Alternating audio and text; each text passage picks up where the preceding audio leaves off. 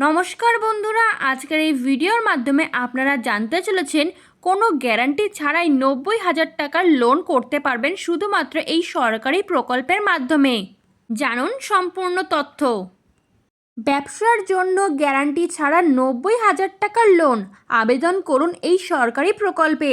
Hawker বা ছোট ব্যবসায়ীদের জন্য এবার বিরাট সুখবর। তাদেরকে স্বনির্ভর গড়ে তুলতে কেন্দ্র সরকারের চালু করা PM স্বনিধি যোজনা ইতিমধ্যে দেশের লক্ষ লক্ষ মানুষের জীবনে পরিবর্তন এনেছে।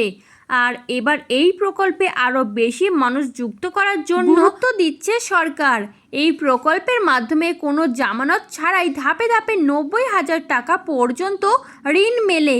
এমনকি ইতিমধ্যেই দেশ জুড়ে 1 কোটির বেশি ঋণ বিতরণ করা হয়েছে। কিন্তু আপনি কিভাবে পাবেন তা জানুন বিস্তারিত। কি এই PM স্বনিধি যোজনা? করোনা মহামারীর সময় ছোট ব্যবসায়ী এবং হকারদের ব্যবসা কার্যত ভেঙে গিয়েছিল। সেই সময় তাদেরকে নতুন করে ঘুরে দাঁড়াতে সাহায্য করার জন্যই কেন্দ্রীয় সরকার 2020 সালের জুন মাসে চালু করেছিল এই PM স্বনিধি যোজনা।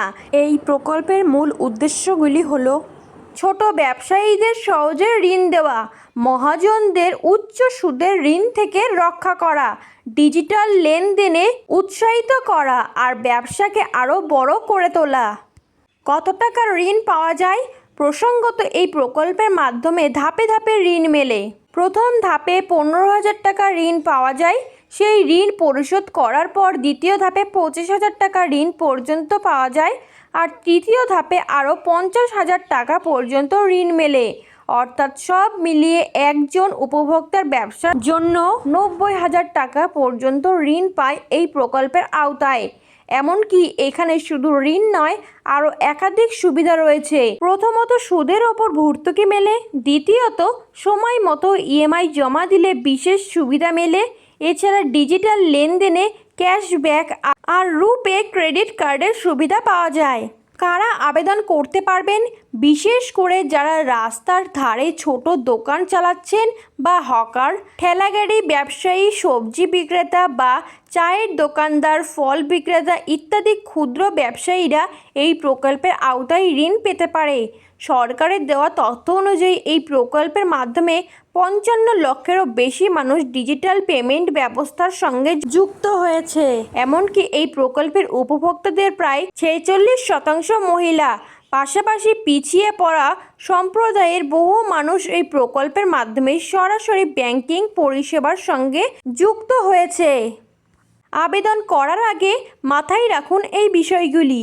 কিন্তু হ্যাঁ, এই প্রকল্পের আবেদন করার জন্য অবশ্যই কিছু বিষয় মাথায় রাখা দরকার।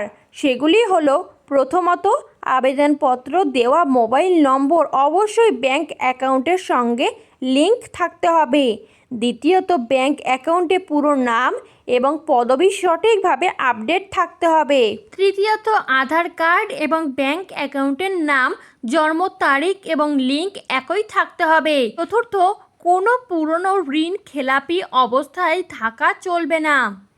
পঞ্চমত, ব্যাংক অ্যাকাউন্ট আধারের সঙ্গে লিঙ্ক থাকতে হবে। এছাড়া ঠিকানার বিশেষ চিহ্ন বা অপ্রয়োজনীয় তথ্য থাকলে চলবে না এবং ব্যাংক অ্যাকাউন্ট অ্যাক্টিভ থাকতে হবে।